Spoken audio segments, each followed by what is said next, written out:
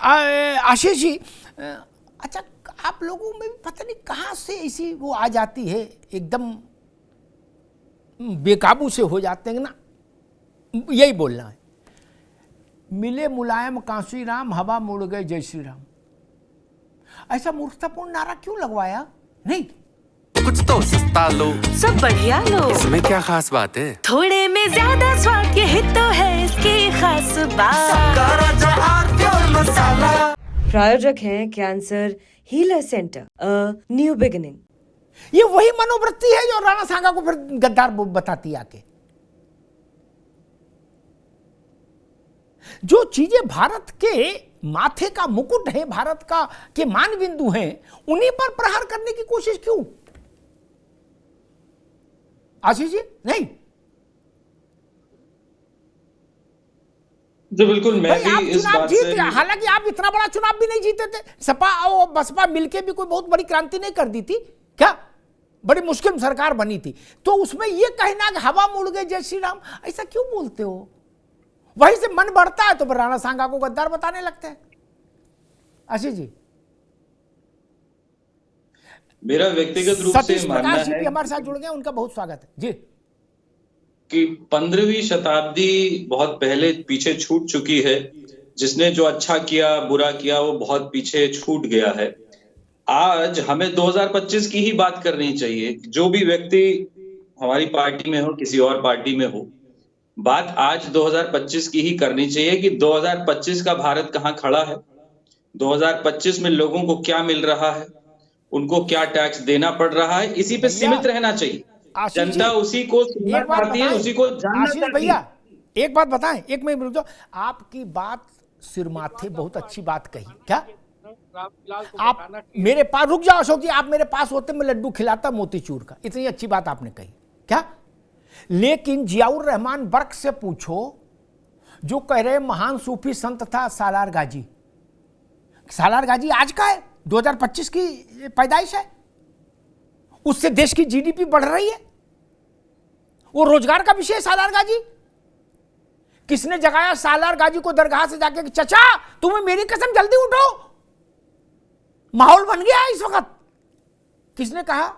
जियाउर रहमान बर्क। बर्क प्रवक्ता वक्ता नहीं है, बर्क शफीकुर रहमान का पोता है और सांसद है। आपके दूसरे भाईजान Abu Azmi, chief executive officer Samajwadi party के महाराष्ट्र के, मुंबई के, है ना वही, इसमें तो कोई दो राय नहीं, सीईओ वही है महाराष्ट्र के। वो गए औरंगाबाद और उन्होंने कहा कि चाचा तुम्हें मेरी कसम कहां सो रहे हो? धूप बत्ती जलाई, लोबान जलाया, बतासा चढ़ाया और औरंगजेब को उठा के लाए, बोले आ जाओ मैदान में। रहमतुल्लाह, वो जीडीपी बढ़ा रहे थे देश की, वो जीडीपी बढ़ा रहे हैं। आप करो तो लीला और कोई जवाब दे तो बोले जीडीपी क्यों नहीं बढ़ा रहे, 2025 की बात क्यों नहीं कर रहे हो? आप करो तो लीला। बाबर को जिंदा किया रामजीलाल सुमन ने, गाजी को जिंदा किया।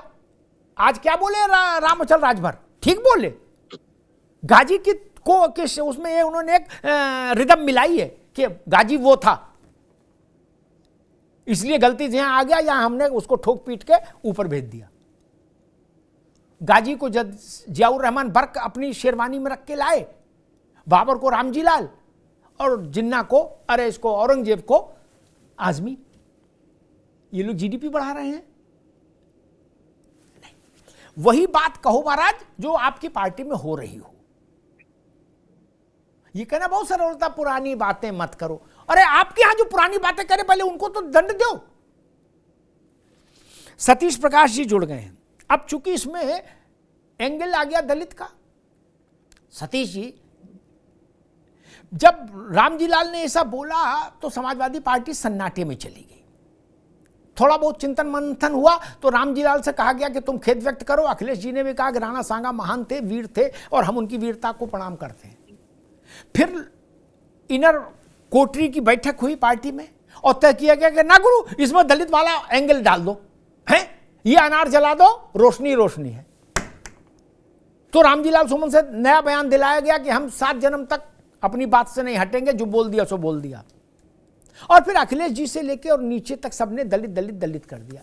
अब इसमें बहन जी भी आ गई, वो कह रही भाई दलित की बात करोगे तो 2 जून 1995 में गेस्ट हाउस कांड की बात तो पहले कर लो, उसको फरियाओ। मेरा प्रश्न ये, आप दलित हो, महादलित हो, अति दलित हो, ब्राह्मण हो, महाब्राह्मण हो, इससे क्या फर्क पड़ता है? गंदी बात कहोगे तो सजा पाओगे। सतीश प्रकाश जी, अगड़े हो, पिछड़े हो, दलित हो, महादलित हो, अति दलित हो, इससे क्या फर्क पड़ता है?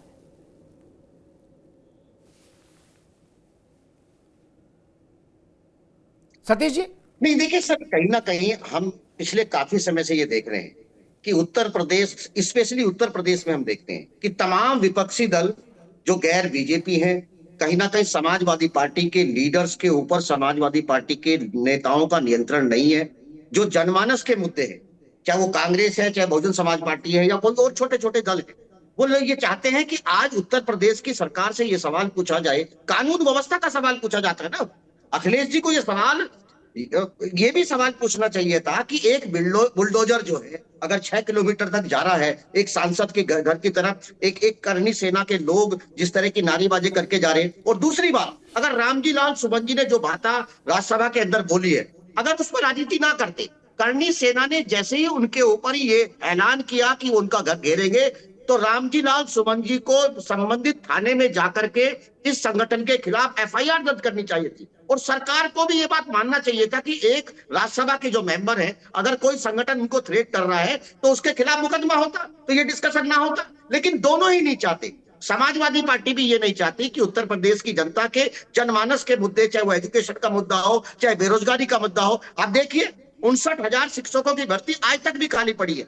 माननीय सर्वोच्च न्यायालय, माननीय हाईकोर्ट ने जब कहने के बावजूद भी अभी तक जो 20,000 लोग हैं उनको नियुक्ति उत्तर प्रदेश सरकार नहीं दे पाई। आप मुद्दा किसका करना चाहते हैं? आप बाबर की बात करना चाहते हैं, आप हुमायूं की बात करना चाहते हैं, आप राणा सांगा की बात करना चाहते हैं। क्या अखिलेश जी को यह बात नहीं मालूम, या रामजी लाल सुमन जी को यह बात नहीं मालूम, या तमाम लोगों को यह बात नहीं मालूम कि राजाओं की जात नहीं होती, ना राजाओं का धर्म होता, राजा राजा ही होता है। राजा का एकमात्र उद्देश्य होता है कि अपने राज्य का किसी भी तरीके से विस्तार करना।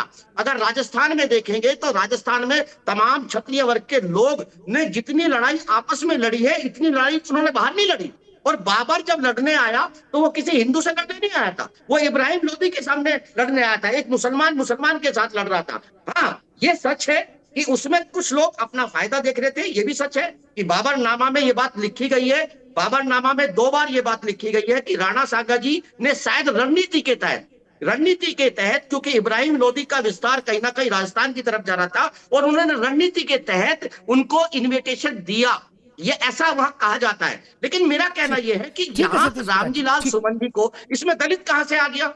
आप दलित दलित दलित करके इसमें दलित वाला मुद्दा नहीं होना चाहिए। देखिए, दलितों में किसी भी लीडर्स ने या किसी भी आदमी ने इस तरह की भाषा का प्रयोग नहीं करा।